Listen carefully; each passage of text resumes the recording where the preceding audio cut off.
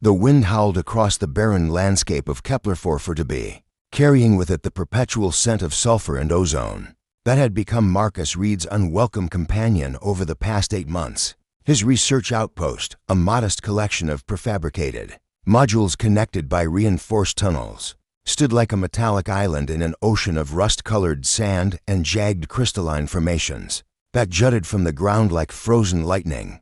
Marcus pressed his palm against the observation deck's reinforced viewport, watching the twin suns set in a spectacular display of amber and crimson. The automated systems hummed quietly around him, their steady rhythm the only sound that broke the isolation. He'd volunteered for this assignment partly to escape the politics of Earth's xenobiology department, but mostly because he needed the solitude after his divorce, after watching his colleagues dismiss his theories about interspecies communication.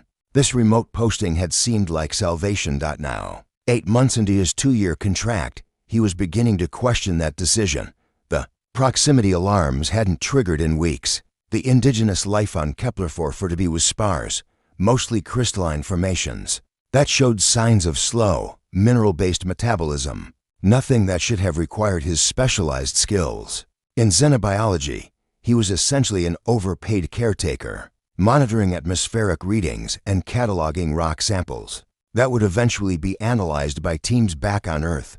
Marcus moved to his workstation, where dozens of specimen containers lined the shelves like tiny glass prisons. Each contained fragments of the planet's unique crystal life forms, their surfaces occasionally flickering with bioluminescent patterns that suggested some form of rudimentary communication. It was fascinating work, but hardly the groundbreaking research he'd hoped to conduct. A soft chime from his monitoring station drew his attention. One of the perimeter sensors was registering movement, not the usual shifts caused by the planet's frequent dust storms, but something more deliberate, more organic. Frowning, Marcus pulled up the sensor grid on his main display. A heat signature was moving along the eastern perimeter, roughly humanoid in shape, but with thermal readings that didn't match any known life form. In the planet's database, the signature moved with fluid grace, pausing occasionally as if studying the outposts. Defenses. His heart rate quickened. First contact protocols flooded back to him from his academy training, though he'd never expected to use them on a planet that was supposed to be inhabited only by mineral-based life forms. He reached for the communications ray, then hesitated. What would he report? That something was walking around outside. The Corporate Oversight Committee was already skeptical of his presence here. A false alarm would give them the excuse they needed to recall him early. Instead, Marcus activated the external cameras, cycling through each feed until he found the source of the thermal signature. The image that appeared on his screen made him stumble backward, knocking over his coffee mug in the process. She was beautiful and terrifying in equal measure. The creature, for lack of a better term, stood approximately 6 feet tall with a distinctly humanoid silhouette, but her features were unmistakably feline. Silver fur covered her entire body, marked with darker stripes that seemed to shift and flow in the artificial lighting. From the outpost's external floods, her ears were pointed and mobile, constantly swiveling to track sounds he couldn't hear. Most striking were her eyes, large, luminous violet orbs that seemed to glow with their own inner light. She wore no clothing, but her natural fur provided modesty while accentuating the lean, powerful muscles beneath. Her hands ended in retractable claws that gleamed like polished obsidian, and a long, flexible tail moved behind her with hypnotic grace. Everything about her suggested a perfect predator, built for speed and stealth, but it was her behavior that truly unsettled Marcus. She wasn't trying to break in or explore the outpost's exterior. Instead, she seemed to be watching him specifically, her violet gaze finding and following the camera feeds with an intelligence that made his skin crawl. When he switched to a different camera, her head turned immediately to find the new lens, as if she could sense his attention. For nearly an hour, they engaged in this strange surveillance dance. Marcus would switch between cameras, and she would track each transition with predatory precision. She never approached the outpost's entrances, never attempted to disable any equipment.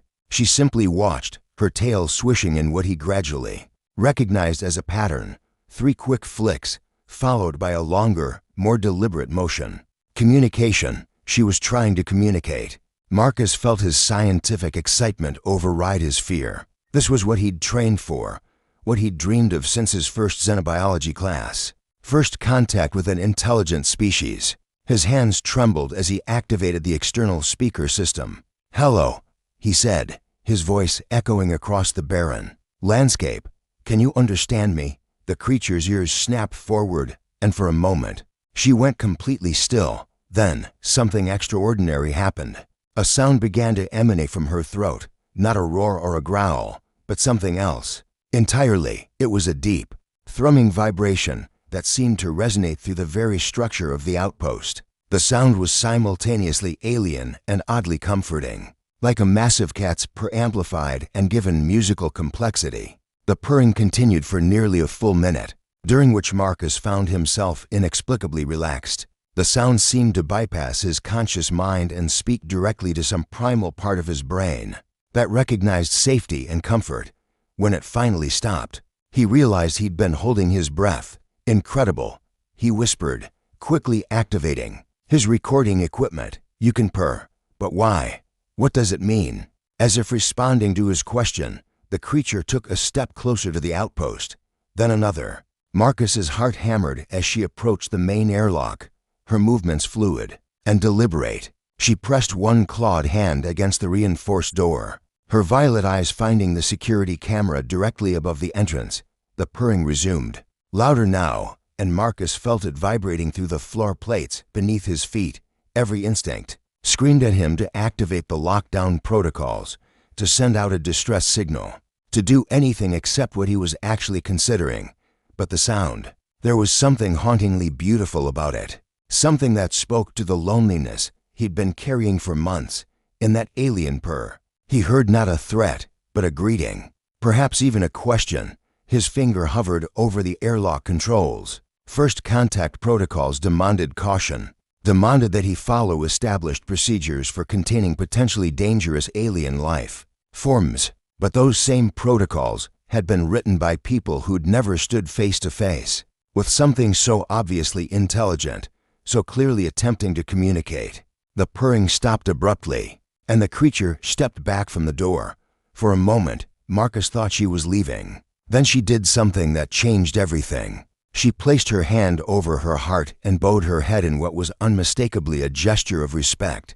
When she looked up again, her violet eyes held an expression he recognized despite the alien features. Hope. Marcus Reed, xenobiologist and perpetual outsider, made a decision that would change both their lives forever. He reached for the airlock controls and, against every protocol he'd ever learned, began the sequence to let her in. The last thing he heard before the outer door began to cycle was the sound of her purr resuming, softer now, almost musical, like a lullaby sung in a language older than words. Nira had been watching the Star Walker for 7 cycles of the twin suns, hidden among the crystal formations that dotted the wasteland she now called home. The loneliness had been her constant companion since the plague took her people 3 seasons ago, leaving her as the sole survivor of the Kithara, the Singing Ones, as they had called themselves in the old tongue. She remembered the day the sickness came, spreading through their mountain cities like wildfire. One by one, her kind had fallen silent, their life songs fading until only the echo of wind through empty stone remained. She had survived only because she'd been on a pilgrimage to the sacred crystals. When the contagion struck, returning to find nothing but graves and the crushing weight of absolute solitude. The Star Walker, Marcus, she had learned his name from listening to his voice through the metal walls, was different from the stories her grandmother had told about the Sky People. Those tales spoke of destroyers, of beings who took without giving, who silenced the songs of worlds. But this one sang to himself when he thought no one could hear. Soft melodies that reminded her of her mother's lullabies. When the metal barrier had opened and she'd seen him face to face, for the first time, she'd nearly fled. He was smaller than she'd expected, with soft features and eyes the color of summer grass. No claws, no fangs, nothing that marked him as a predator. Yet something in his scent, something in the way he looked at her without fear or hatred, had made her heart flutter in a rhythm she hadn't felt since childhood.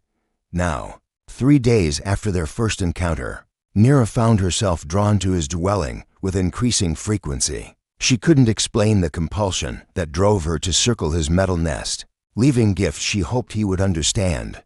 A cluster of singing crystals that chimed in harmony with the wind, fruits from the hidden groves that grew in the planets, deep valleys, flowers that bloomed only under starlight, their petals glowing with soft bioluminescence. Each morning, she would find the gifts gone, replaced by offerings of his own, strange, uniform packets that smelled of processed nutrients, devices that projected images of distant worlds, once memorably. A piece of fabric that carried his scent, something that made her purr uncontrollably for hours. She was perched on her favorite crystal outcropping, watching him through the transparent wall as he worked with his strange instruments. When the compulsion struck again, the need to vocalize, to release the building pressure in her chest, that only seemed to ease when he was near, her purr began. As a whisper, barely audible even to her own ears, through the wall, she saw Marcus's head snap up. His instruments forgotten, he moved to the window and pressed his hands against the barrier. Even at this distance, she could see the wonder in his green eyes, the way his pupils dilated as her purr gained strength and complexity. This was what her grandmother had spoken of. In the oldest stories, the song bonding, the resonance between two souls that transcended species. The Kithara had believed that every being in the universe had a perfect harmonic match, another consciousness that could complete their song. Most never found their match. Some spent lifetimes searching. But when the bonding occurred, it was unmistakable. Nira's purr deepened, taking on harmonic overtones that made the very crystals around her vibrate in sympathy. She watched Marcus's expression change from wonder to something deeper, something that made her own chest tight with unfamiliar emotion. He was responding to her song not just with his mind, but with his body. She could see the tension leaving his shoulders, could see the way he unconsciously swayed to match her rhythm. Without conscious thought, she leaped down from her perch and approached the wall. Marcus mirrored her movement, their hands meeting with only the transparent barrier between them. The moment their palms touched, even through the metal and crystal composite, her purr exploded into something she'd never experienced before. It was as if every song her people had ever sung was pouring out of her at once. Lullabies and hunting chants, mourning songs and celebration hymns, all woven together into a tapestry of sound that spoke of loss and hope, of endings and beginnings. Through it all, she felt something impossible, an answering resonance from Marcus.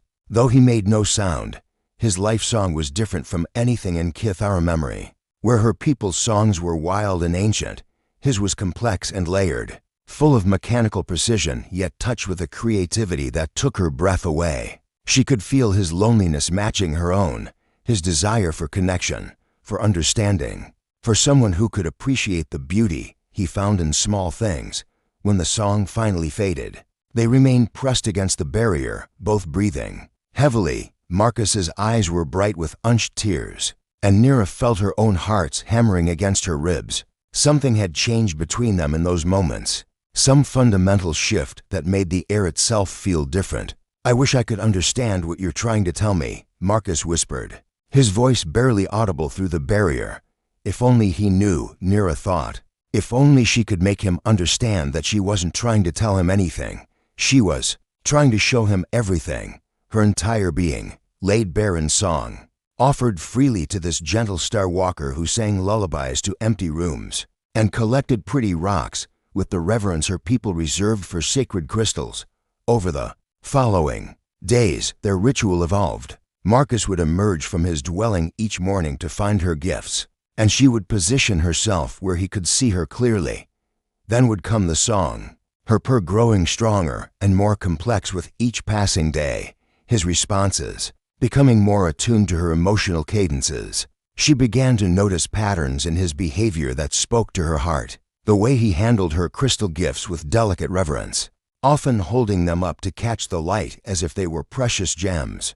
How he would sit by the window for hours, just watching her move through her daily routines of hunting and foraging. The soft sounds he made when he thought she couldn't hear, not quite songs, but something approaching music. It was during one of these observation sessions that Nira made a discovery that changed everything. Marcus had been examining one of her singing crystals, turning it slowly in his hands while humming under his breath. The crystal began to resonate with his humming, its natural harmonics amplifying and modifying his simple melody into something hauntingly beautiful. That's when she understood. Marcus couldn't hear her true song, the deep, emotional resonance that carried meaning beyond words, but he could hear the surface sounds, the audible frequencies that were merely the shadow of her true communication. And somehow, impossibly, he was learning to respond in kind. The realization filled her with such joy that her purr exploded outward with enough force to rattle the metal walls of his dwelling. Through the window, she saw Marcus stumble backward in surprise, then break into the first genuine smile she'd seen from him.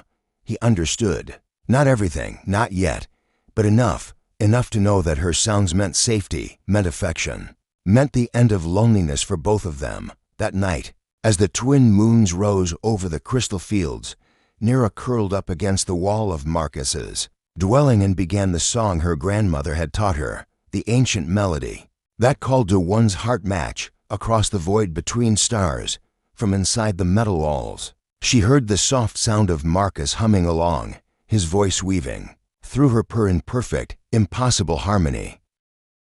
The breakthrough came on a morning when the twin suns painted the crystalline landscape in shades of gold and amber. Marcus had been observing Nira for 2 weeks now, documenting her behavioral patterns and trying to decode the meaning behind her various vocalizations. His scientific training warred constantly with something deeper, an emotional connection that defied all logical explanation. She was waiting for him as usual, perched on the boulder she'd claimed as her observation post, but today something was different. Her normally pristine silver fur was matted with moisture, and her violet eyes held a sadness that made his chest ache when she began to purr. The sound carried undertones of grief, so profound that Marcus found himself pressing both hands against the viewport, wishing desperately that he could comfort her. The purr built slowly. Unlike her usual melodic communications, this was raw, primal, a keening wail of loss that seemed to encompass the entire desolate landscape around them. Through the sound, Marcus glimpsed fragments of something that couldn't possibly be memories, images of soaring crystal cities, of beings like Nira moving in graceful harmony, of songs that made the very stones sing in response.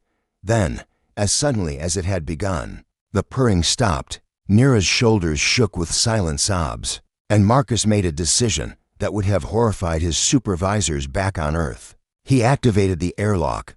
The cycling process seemed to take forever, each mechanical sound echoing like thunder in the sudden silence. When the outer door finally opened, Marcus stepped onto the planet's surface without his environmental suit for the first time. Since his arrival, the air was thin but breathable, carrying scents of ozone and something floral he couldn't identify. Nira's head snapped up as he approached, her ears flattening against her skull in what he'd learned was a defensive posture. But she didn't flee. Instead, she watched him with eyes that held a mixture of surprise, wariness, and desperate hope. "It's okay," Marcus said softly, raising his hands to show he carried no weapons. I couldn't stand to see you in pain." He moved slowly, giving her every opportunity to retreat. When he was close enough to touch, he hesitated. First contact protocols screamed warnings about contamination, about unknown pathogens and allergic reactions. But looking into Nira's eyes, Marcus realized that some risks were worth taking. He reached out carefully and placed his hand on her shoulder. Her fur was incredibly soft, like the finest silk, and warm to the touch. The moment his skin made contact with hers, Nira's purr resumed, not the grief-stricken wail from before, but something gentle and wondering. "What happened to your people?" Marcus asked, though he didn't expect an answer. "You're alone here, aren't you, like me?" To his amazement, Nira responded, not with words, but with something far more profound. Her purr shifted, taking on qualities that bypassed his hearing entirely and spoke directly to his mind. Suddenly, he could see what she was showing him. The visions came in waves, a plague that spread like wildfire through crystal cities, beings like Nira falling silent one by one as their life songs faded. He saw her returning from some kind of journey to find nothing but empty halls and the echo of wind. Through abandoned homes, he felt her grief, her crushing loneliness, her desperate hope that somewhere among the stars she might find another soul who could hear her song. When the visions faded, Marcus found tears streaming down his cheeks. Nira was watching him with wonder, her head tilted in the gesture he'd come to recognize as curiosity. "You showed me," he whispered. "You actually showed me your memories. How is that possible?"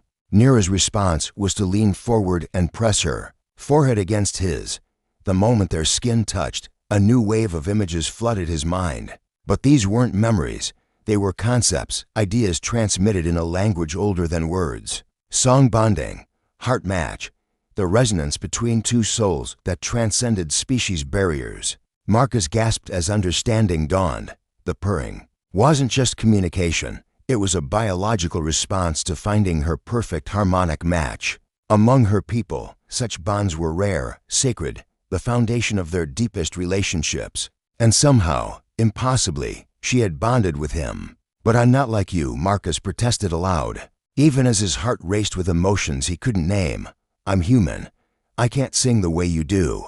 Nira's purr took on an amused quality, and she pulled back to look at him with eyes that sparkled with something that might have been laughter. Through their new connection, he felt her response. It didn't matter what species he was.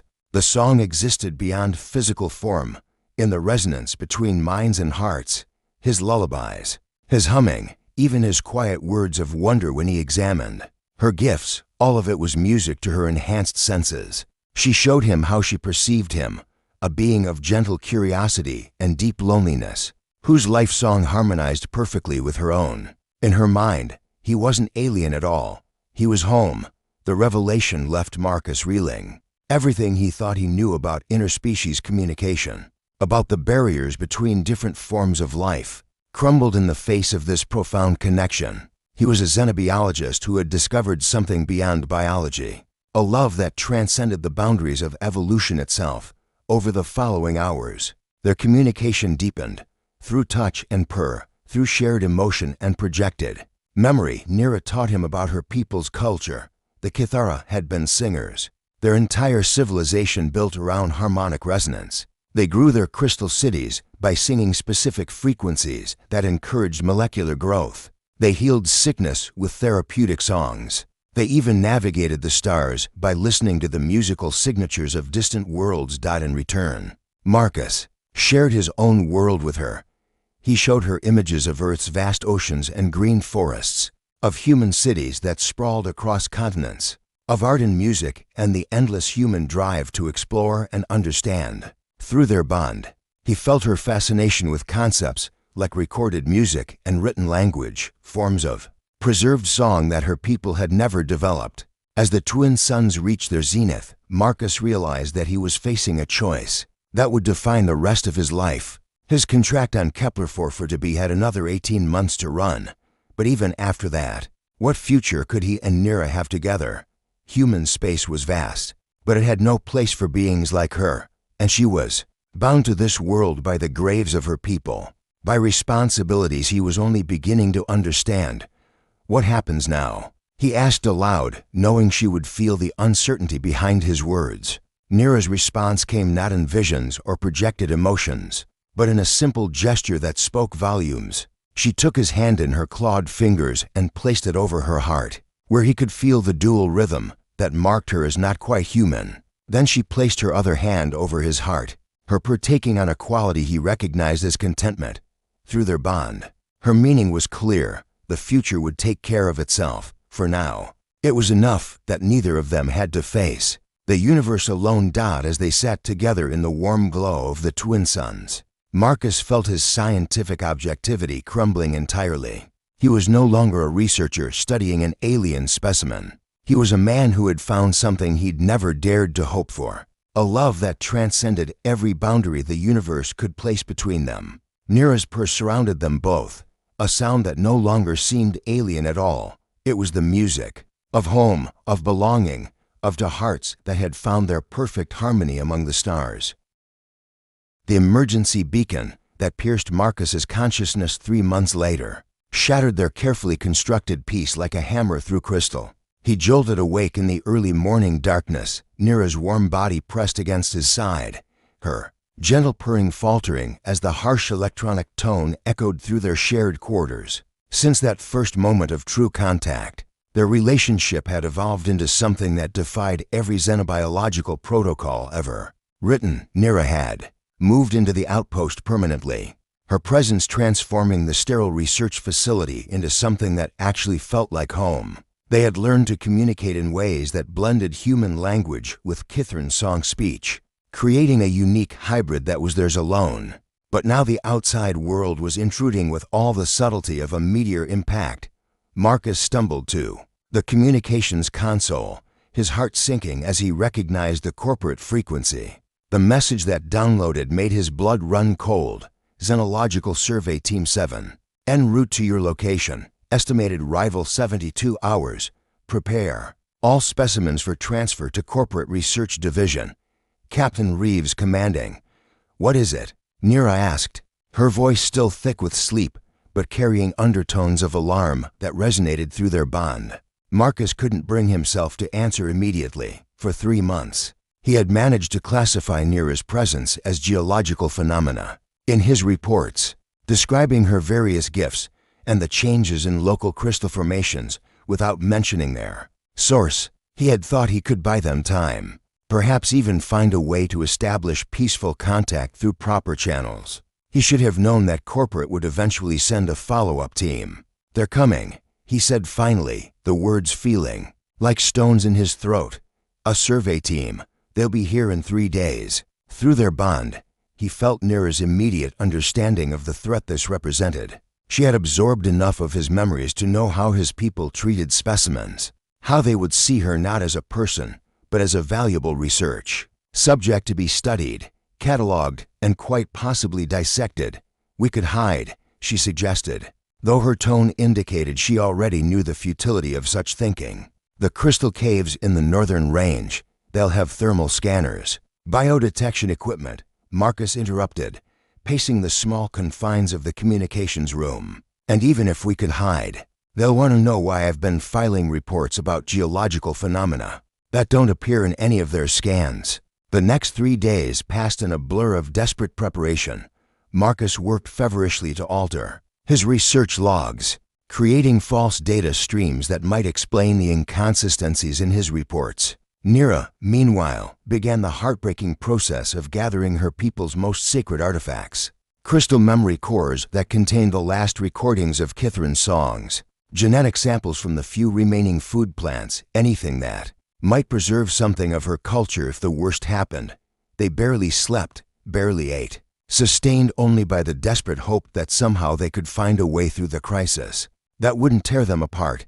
The corporate ship arrived exactly on schedule, a sleek predator of black metal and harsh angles that scarred the skies. It descended toward the landing pad Marcus had been forced to prepare. Through the viewport, he watched 6 figures in full environmental suits disembark, their movements crisp and military despite the civilian designation of their mission. Captain Reeves proved to be a woman in her 50s, her gray hair pulled back in a regulation knot and her pale blue eyes holding the kind of cold intelligence that Marcus had learned to fear in corporate boardrooms. She swept into his outpost like a conquering general, her team spreading out to begin their systematic examination of everything. He had spent months calling home. Dr. Reed, she said, her voice carrying the clipped precision of someone accustomed to absolute authority. Your reports have been interesting. Geological formations that sing, crystal growths that respond to audio frequencies. Corporate is very eager to understand these phenomena. Marcus forced a smile that felt like it might crack his face. I'm afraid I may have been a bit poetic in my descriptions, Captain. 18 months of isolation can make anyone prone to fanciful interpretations. Indeed, Reeves' gaze swept the main lab, taking in the modifications Marcus had made to accommodate Nira's presence, the wider doorways, the reinforced furniture, the subtle touches that spoke of shared habitation, and yet your energy consumption patterns suggest the presence of a second life form. Care to explain that? The question hit Marcus like a physical blow. Of course they would have been monitoring his power usage, his water consumption, even his waste processing. Every aspect of life in a corporate outpost was tracked and analyzed. How had he been naive enough to think he could hide something as significant as Nira's presence? Equipment modifications, he said weakly.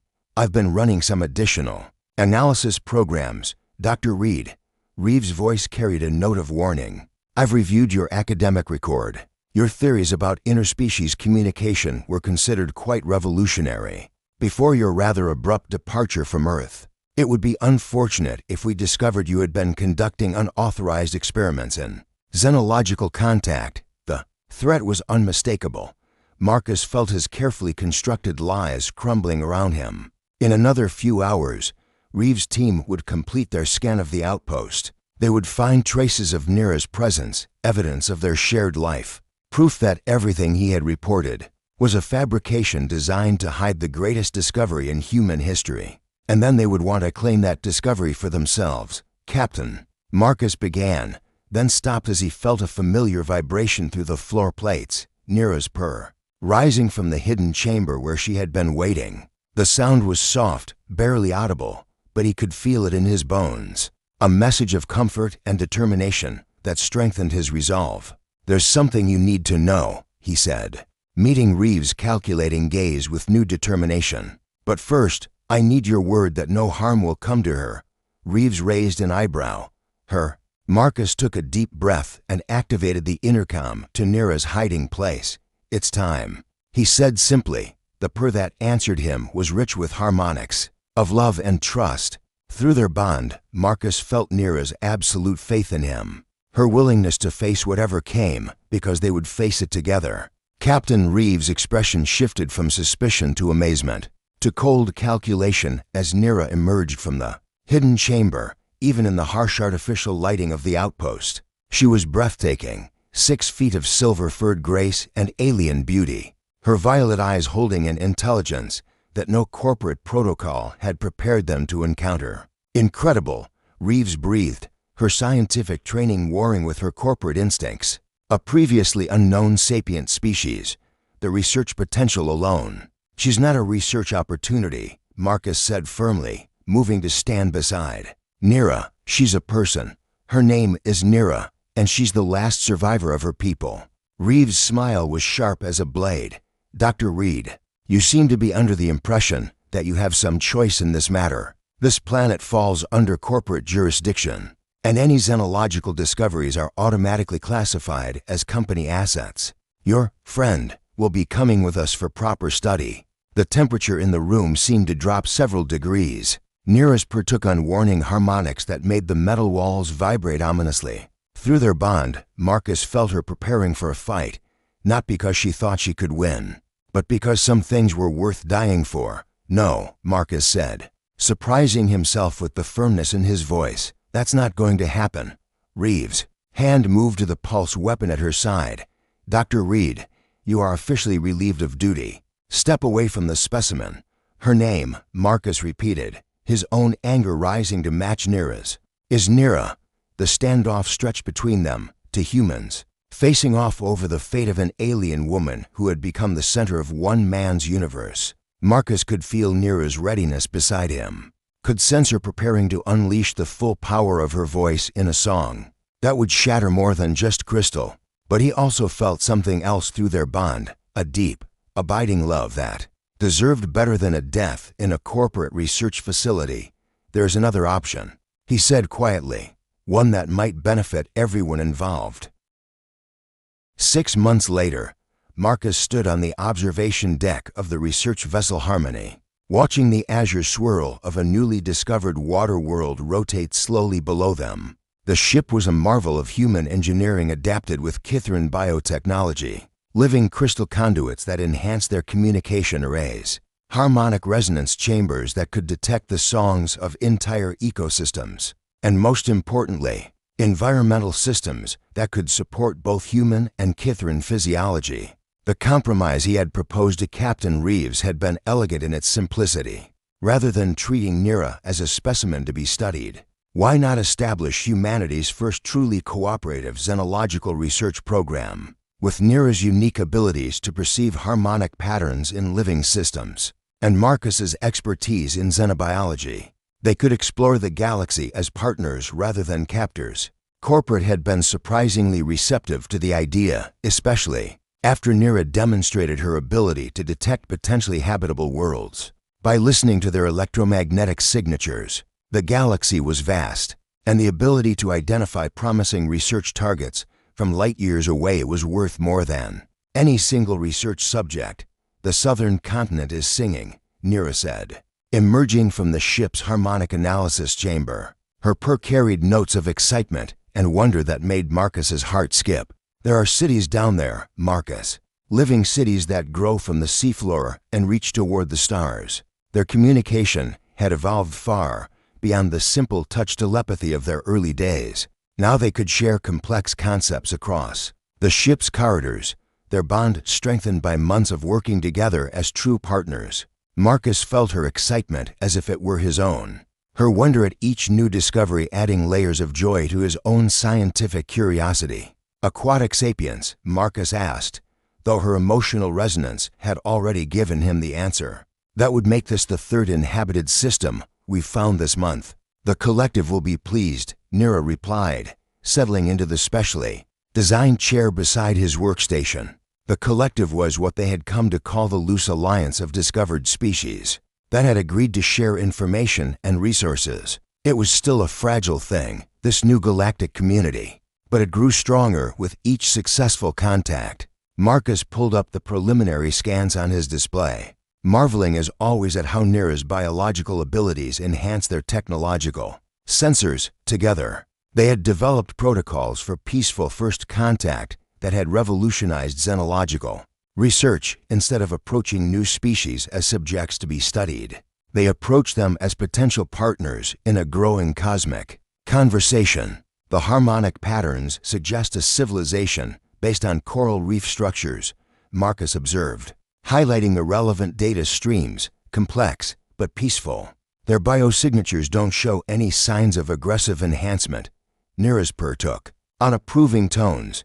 "Their gardeners, like the Kithara, were shapers of living systems rather than builders of dead metal." She paused, her ears swiveling in the gesture Marcus had learned indicated deep thought. "Should we attempt contact tomorrow, if you think it's safe?" Marcus replied. Though he already knew her answer, over the months of their partnership, he had learned to trust her instincts about other sapient species. Her ability to read the emotional resonance of entire civilizations had yet to steer them wrong. Their personal relationship had evolved as well, deepening into something that transcended the boundaries of species or biology. They were bonded in ways that human science was still struggling to understand, to minds that had learned to harmonize so completely that they often seemed to share thoughts, emotions, even dreams. Tonight, as they prepared for sleep in their shared quarters, Nira's purr carried undertones of contentment that made Marcus smile. She curled against him as she had that first night on Kepler-4 for to be, her silver fur soft against his skin, her dual heartbeat a rhythm that had become as familiar as his own breathing. "Do you ever miss it?" she asked quietly, her voice barely a whisper in the darkened room. "Your old life on Earth?" Marcus considered the question seriously, as he always did when she asked about his past. Did he miss the academic conferences, the laboratory politics, the endless competition for grants and recognition? Did he miss the isolation of his research, the sense that he was always an outsider looking in? "No," he said finally, meaning it completely. "This is better than anything I could have imagined back then." Through their bond, he felt her gentle amusement. "Even when I wake you up with nightmares about the plague." "Especially then," Marcus replied, tightening his arms around her. "Your nightmares are getting less frequent, and you're not alone with them anymore." It was true. In the early days of their relationship, Nira had been haunted by dreams of her people's final days, visions of empty cities and silent halls that left her trembling and afraid. But as their bond had strengthened, as she had found new purpose in their shared work, the nightmares had gradually faded. Now she dreamed of growing things, of new worlds waiting to be discovered, of the possibility that somewhere among the stars they might find others like herself, the last survivors of extinct species. who could be brought into their expanding family. Tomorrow we'll meet the choral singers, Nira murmured, her partaking on the gentle rhythms that meant sleep was claiming her. And maybe they'll teach us new songs. Marcus smiled into her silver fur, already looking forward to another day of discovery, another chance to push back the boundaries of the known universe. They had found something precious together, not just love, but purpose. They were explorers and ambassadors, gardeners of a cosmic community that grew larger with each new contact. As sleep began to claim him, Marcus reflected on the journey that had brought them here. A lonely xenobiologist fleeing academic failure had found not just the discovery of a lifetime, but a partner who made every new wonder twice as bright, and a grieving survivor carrying the weight of an extinct civilization had found not just comfort, but a new family among the stars. Nira's purr surrounded them both, no longer the sound of isolation and loss, but of joy and infinite possibility. It was the music of home, wherever in the galaxy they might roam. It was the sound of love that had transcended every barrier the universe could place between them. It was the sound of two hearts that had found their perfect harmony among the endless songs of space. In the months and years that followed, their ship would carry them to dozens of new worlds, to meetings with beings of crystal and metal, of pure energy and living gas.